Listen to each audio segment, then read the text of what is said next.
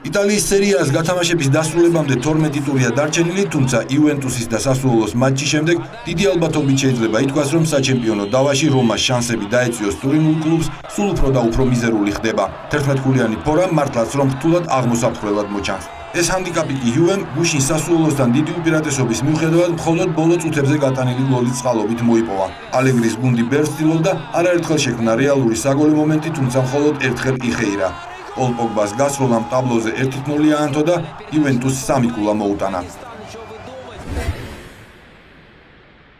წესით კიდევ ერთი საინტერესო და ინტრიგის მქონე მატჩი სტადიო ოლიმპიკოზე უნდა გამართულიყო. ყოველ შემთხვევაში მოლოდინი ასეთი იყო, რადგან ერთმანეთის პირისპირ ჩემპიონთა ლიგაში გამსვლელი ადგილისთვის მებრძოლი გუნდები ლაციო და ფიორენტინა უპირისპირდებოდნენ.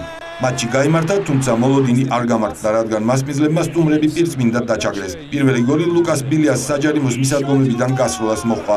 არგენტინელმა ამის გაკეთება მატჩის მე-6 წუთზე მოახერხა. შესვენების შემდეგ მეორე გოლი ფიორეს კარში ანტონიო კანდრევამ პენალტის ნიშნულიდან ჩაიწერა. შემდეგ კი მსოფლიო ჩემპიონატების ყველა დროის საუკეთესო გოლეადორის ჯერი დადგა. მიროსლავ კლოზემ დუბლი დამატებაზე თამაშით ჯერ 75-ე, შემდეგ კი 85-ე წუთებზე მიითვალა. ლაციოს 46 ქულა დაუგროვდა და ნაპოლისთან ერთად სატურნირო ცხრილში მესამე-მეოთხე ადგილებს იყოფს.